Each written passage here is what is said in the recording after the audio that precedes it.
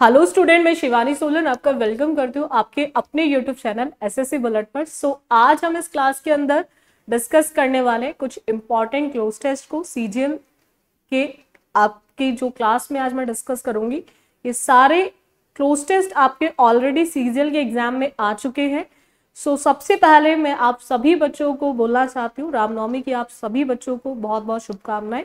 अगर हम बात करें बच्चों यहाँ पर आज क्लास में, तो क्लोज टेस्ट में बहुत सारे ऐसे बच्चे हैं जिनको बहुत प्रॉब्लम आती है क्लोज टेस्ट को करते हुए।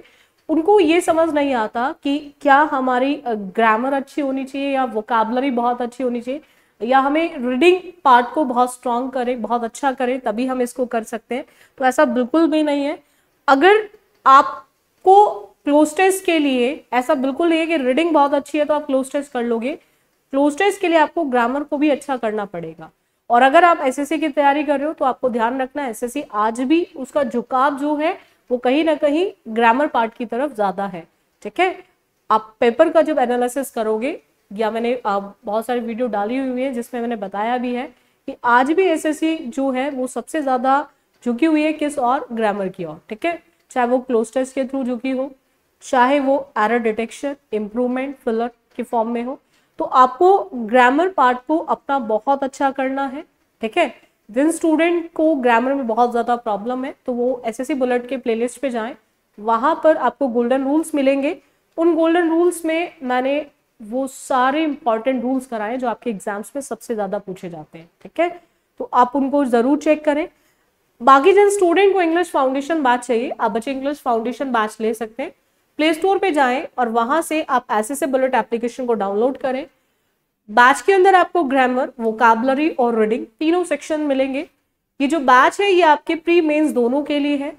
ये बैच की वैलिडिटी जो है बच्चों वो 1 ईयर है।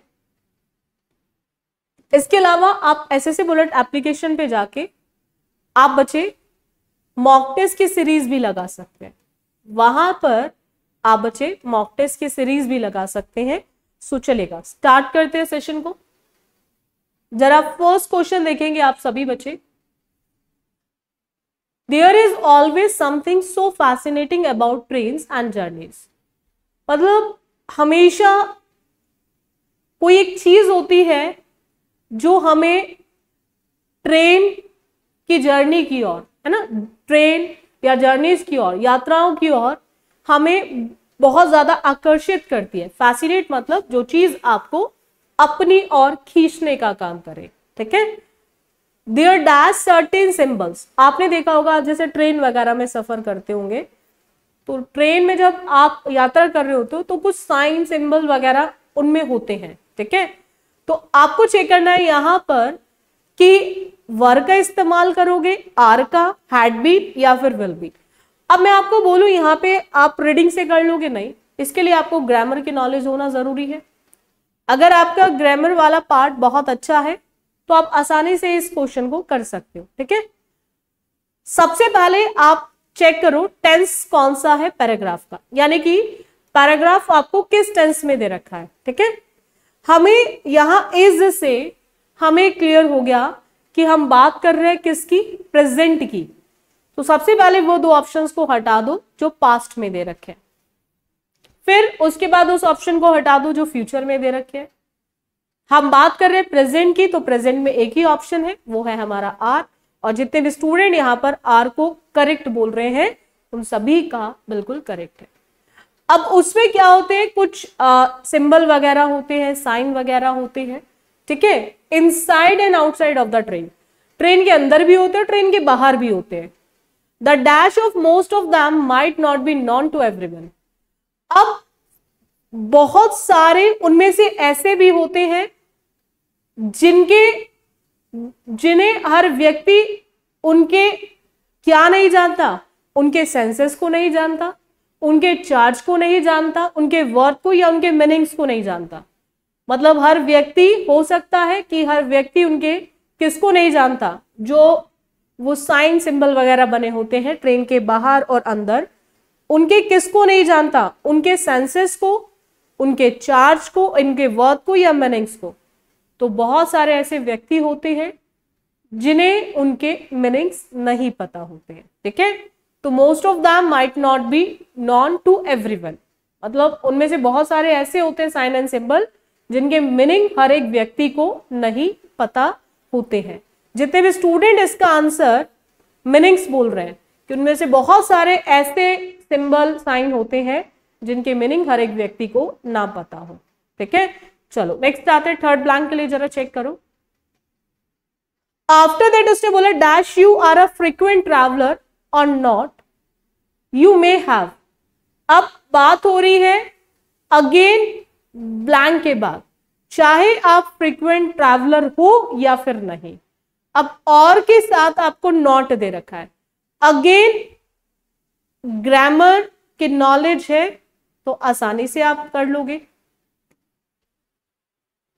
जब भी हम बात करते हैं, बहुत ही अच्छे बच्चे बहुत ध्यान से करेंगे, आइदर का इस्तेमाल होता है और के साथ। जब हम दो पॉजिटिव की बात करते हैं, जब हम दो पॉजिटिव की बात करेंगे तो वहां हम आइदर और लगाएंगे। जहां एक पॉजिटिव और एक नेगेटिव दे रखा है, जहां एक पॉजिटिव और एक नेगेटिव दे रखा है तो वहां और के साथ हम आइदर नहीं वेदर का इस्तेमाल करेंगे। वहां और के साथ हम आइदर नहीं वेदर का इस्तेमाल करेंगे। और यहां पर जितने भी स्टूडेंट इसका आंसर वेदर बोल रहे हैं उन सभी का बिल्कुल करेक्ट है, whether is the correct one. चलेगा नेक्स्ट आते हैं फोर्थ ब्लैंक के लिए, जरा चेक करो। You may have dash the letter of X and a cross mark on the back of the last. मतलब आपने देखा होगा ट्रेन के, शायद उस चीज को आपने क्या ना किया हो, एक लेटर एक्स करके इस तरह से लिखा होता है ट्रेन के एंड पर, क्रॉस मार्क, मतलब इस तरह का एक क्रॉस का मार्क है ना, इस तरह का एक क्रॉस का मार्क बना होता है और अ cross mark on the back, train के लास्ट उस पे बना होता है, क्रॉस का मार्क बना होता है। तो शायद ऐसा हो सकता है कि आपने उसे क्या ना किया हो, डिस्टिंग्विश ना किया हो, रिकॉग्नाइज्ड ना किया हो, नोटिस ना किया हो या नॉन। हो सकता है कि आपने उसे कभी नोटिस ना किया हो, जो एक क्रॉस बना होता है एक ट्रेन के एंड पर। ठीक है, so back of the last dash of the train, train के लास्ट बूथ पर बना होता है, वो कोच पर बना होता है, बस पे या फिर रेल पर। तो ट्रेन में क्या होते हैं, आपके कोचेस होते हैं, तो ट्रेन के लास्ट कोच पे क्रॉस का निशान बना होता है। ठीक है, ट्रेन के लास्ट कोच पे क्या बना होता है, क्रॉस का निशान। तो लास्ट क्या होगा ट्रेन का, वो कोच होगा। क्या होगा लास्ट, कोच। जितने स्टूडेंट इसका आंसर कोच बोल रहे हैं उन सभी का बिल्कुल करेक्ट है। चलेगा नेक्स्ट आते, नेक्स्ट देखेंगे जरा। A banker tapped a picture drawn by one of his small children to his office wall when he dashed at work the next morning. अब जब वो काम पर पहुंचा दूसरे सुबह, अब ही के बाद आप टर्न्ड लिखोगे, अचीव्ड लिखोगे, रीच्ड लिखोगे या फिर अराइव्ड लिखोगे। तो देखो जरा आप किसका इस्तेमाल करेंगे, क्या आएगा यहां पे।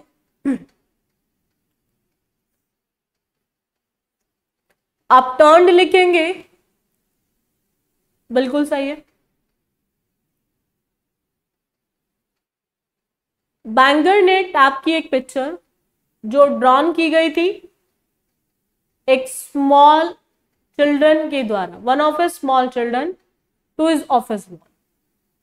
अब दूसरी सुबह जब वो अपने काम पर पहुंचा, पहुंचना मतलब अराइव, पहुंचना मतलब अराइव। बहुत ही अच्छे बच्चे। सेकेंड ब्लैंक के लिए जरा चेक करो। He found the dash of was covered by, अब उसने क्या पाया, कवर्ड थी। अब क्या कवर्ड थी, वो टैब कवर्ड थी, ऑफिस कवर्ड था, चाइल्ड कवर्ड था या पिक्चर कवर्ड थी। अब वो क्या चीज कवर्ड थी, बहुत ही अच्छे बच्चे। ऑफिस को तो कवर नहीं कर सकते, बच्चे को नहीं, तो वो कवर क्या होगी भाई, वो जो पिक्चर बनाई गई थी उसी को कवर कर रखा था, है ना।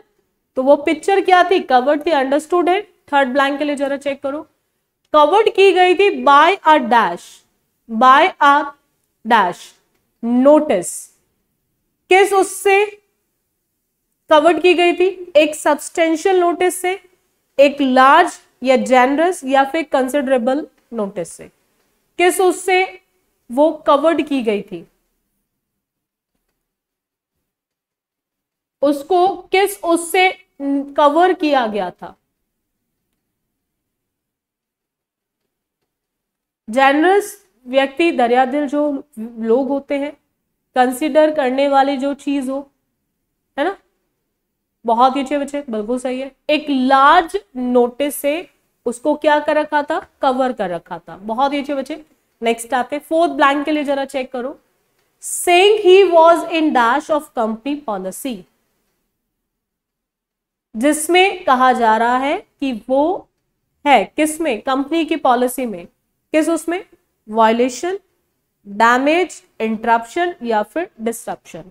देखो जरा किसका इस्तेमाल करेंगे आप, कि कहीं ना कहीं वो कंपनी के जो भी पॉलिसी है उनका उल्लंघन करने के उसमें है।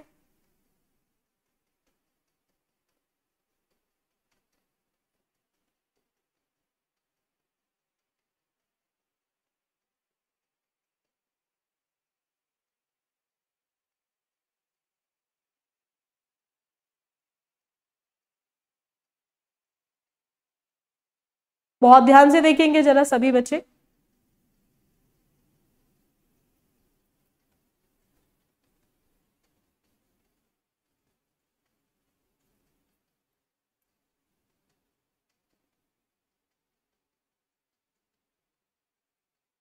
बिल्कुल सही है कि कहीं ना कहीं ये कंपनी की जो पॉलिसी है उसका उल्लंघन करना है, ठीक है, वायलेशन, उल्लंघन, ठीक है, जिस which required personal items to be put away at night, ठीक है।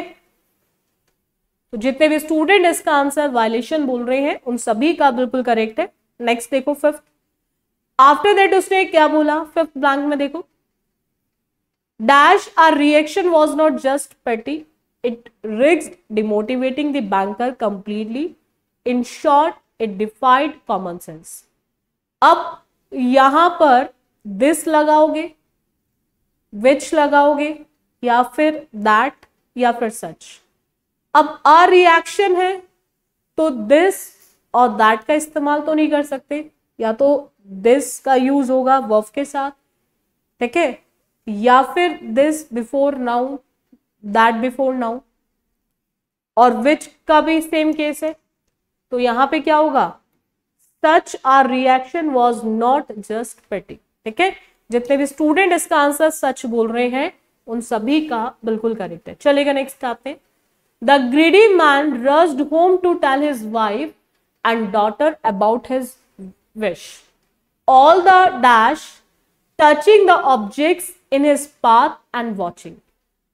आपको चेक करना है यहां पर आप वाइल का इस्तेमाल करेंगे, वेसाइड का इस्तेमाल करेंगे, इंटरवल या फिर बिट। देखो जरा आप किसको लिखेंगे यहां पे, बहुत ध्यान से, ये कहानी सभी ने पढ़ी होगी, एक लालची व्यक्ति की कहानी, एक लालची व्यक्ति की कहानी।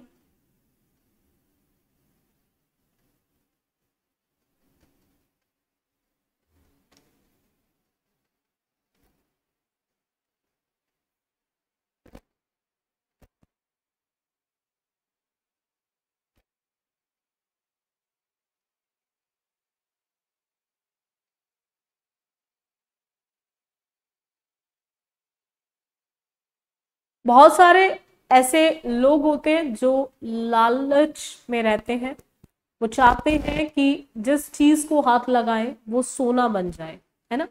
ऐसा ही कुछ इसके साथ भी केस था, बहुत लालची था, चाहता था कि जल्दी चीजें बदल जाए, ठीक है। तो उसने अपनी वाइफ को भी बताया, डॉटर को भी बताया उसकी विश के बारे में, ठीक है।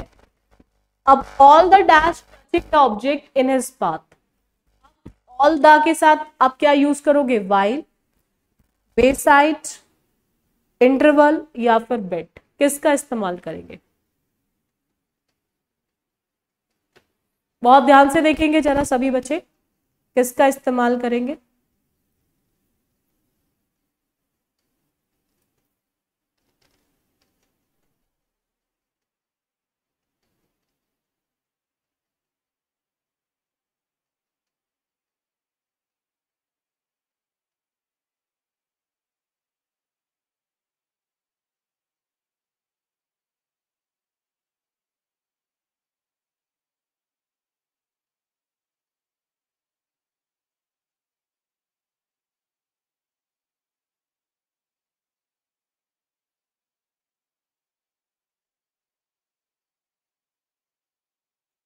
बहुत ही अच्छे बच्चे, बिल्कुल सही है।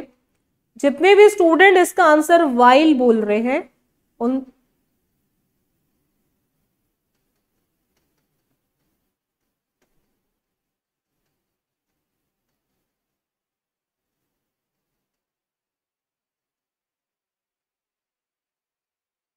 जितने भी स्टूडेंट इसका आंसर वाइल बोल रहे हैं, all the while touching the objects in his path and watching, ठीक है, उन सभी का बिल्कुल करेक्ट है। वे साइड हम किसी किनारे की बात तो नहीं कर रहे, इंटरवल ऑर्बिट नहीं आ सकता, तो इसका आंसर ऑप्शन क्या हो जाएगा, वाइल। नेक्स्ट आते हैं सेकंड ब्लैंक के लिए, जरा चेक करो। अब watching dash convert into gold, अब वो क्या देख रहा था, वो सारी चीजें किस में कन्वर्ट हो रही हैं, गोल्ड में कन्वर्ट हो रही हैं। अब वॉचिंग देयर, दैन, देयर या फिर दोज, वॉचिंग के बाद आईएनजी के बाद आप किसका इस्तेमाल करेंगे, आप ऑब्जेक्टिव केस को लिखेंगे या फिर आप यूज करेंगे यहां पर पॉसेसिव एडजेक्टिव, ठीक है। तो बात हो रही है किसकी, ऑब्जेक्ट्स की, ऑब्जेक्ट्स की बात हो रही है, एक से ज्यादा। वॉचिंग वर्ब है, वर्ब के बाद क्या आएगा, ऑब्जेक्टिव केस आएगा, वॉचिंग दैम, कि उनको देख रहा है कि वो किस में कन्वर्ट हो रहे हैं, गोल्ड में कन्वर्ट हो रहे हैं, ठीक है। Once he got home his daughter dash to greet him, मतलब जैसे ही वो घर पहुंचा तो उसने क्या देखा, उसकी डॉटर, ठीक है, उसको जल्दबाज में क्या करे, ग्रीट कर रही है जैसे ही। तो rushing, was rush, has rush या रश, यानी कि आपको टेंस चेक करना है, टेंस क्या होगा, और उसके साथ साथ आपको फॉर्म ऑफ वर्ब को इस्तेमाल करना है कि कौन सी फॉर्म ऑफ वर्ब आएगी। अब यहां पर पहला पॉइंट ईडी, ईडी मतलब सेकेंड फॉर्म, सेकेंड का मतलब हमारा टेंस कौन सा चल रहा है, पास्ट में, ठीक है। गॉट मतलब वर्ब की सेकेंड फॉर्म, पास्ट इंडेफिनिट। तो सबसे पहले आप वो ऑप्शंस हटा दो जो पास्ट इंडेफिनिट में नहीं है, वॉज के साथ फर्स्ट फॉर्म कभी आती नहीं है, आईएनजी बिना हेल्पिंग वर्ब के नहीं आ सकता, और हैड के साथ थर्ड फॉर्म मतलब पास्ट परफेक्ट, ठीक है। तो यहां पर हमारा क्या आ जाएगा, सेकेंड फॉर्म, तो हम लोग क्या लिखेंगे, रश में ईडी लगाएंगे। नेक्स्ट आते हैं फोर्थ ब्लैंक के लिए, जरा चेक करो। As soon as he bent dash to scoop her up in his arm, she turned into a golden statue. अब बात हो रही है कि जैसे ही वो झुका उसको अपनी बाजू में लेने के लिए, तो बैंड के साथ आप क्या यूज करोगे, along या फिर up या फिर through या फिर डाउन। तो बैंड डाउन मतलब नीचे की ओर झुका, उसको उठाने के लिए, अपनी बाहों में लेने के लिए, ठीक है। तो अपनी बाहों में लेने के लिए वो नीचे की ओर झुका, बेंड डाउन हुआ, झुकने के लिए हम लोग बेंड डाउन का इस्तेमाल करेंगे। नेक्स्ट आते हैं फिफ्थ ब्लैंक के लिए, जरा चेक करो। She turned into a golden statue, वो किस में बदल गई, एक गोल्डन स्टैच्यू में बदल गई। He was dash and started crying and trying to bring his daughter back to life. अब वो क्या हुआ, डिमोलिस्ड हो गया, डेवेस्टेटेड हो गया, डिटरमाइंड या डिस्ट्रॉयड, और रोने लगा और कोशिश करने लगा वापस अपनी बेटी को वापस जीवित करने में, ठीक है। अब उस चीज के लिए कि जब उसने देखा कि उसकी खुद की बेटी किस में बदल गई, एक स्टैच्यू में बदल गई, गोल्डन स्टैच्यू में बदल गई। तो ऐसा देखकर वो पूरी तरह से टूट गया, ठीक है, और टूट के वो रोना शुरू कर दिया उसने, ठीक है। तो यहां पर जितने भी स्टूडेंट इसका आंसर डेवेस्टेटेड बोल रहे हैं। जब व्यक्ति टूट जाता है पूरी तरह से और टूट कर वो क्या करने लगा, उसने रोना शुरू कर दिया, ठीक है, और वो कोशिश करने लगा उसको वापस अपनी बेटी को जीवित करने में, ठीक है। तो यहाँ पे जितने भी स्टूडेंट इसका आंसर डेवेस्टेटेड बोल रहे हैं उन सभी का बिल्कुल करेक्ट है। रेगुलर आप बच्चे क्लासेस लेते रहो। एक क्लास आपकी सुबह 10 बजे रहती है और एक क्लास आपकी 3:15 बजे रहती है। ये दोनों ही लाइव क्लासेस है। मंडे से सैटरडे रेगुलर चलती है, मंडे से सैटरडे रेगुलर चलती है, ठीक है। बाकी जिन स्टूडेंट को इंग्लिश फाउंडेशन बैच चाहिए, आप बच्चे इंग्लिश फाउंडेशन बैच ले सकते हैं। प्ले स्टोर पे जाएं और वहां से आप एसएससी बुलेट एप्लीकेशन को डाउनलोड करें।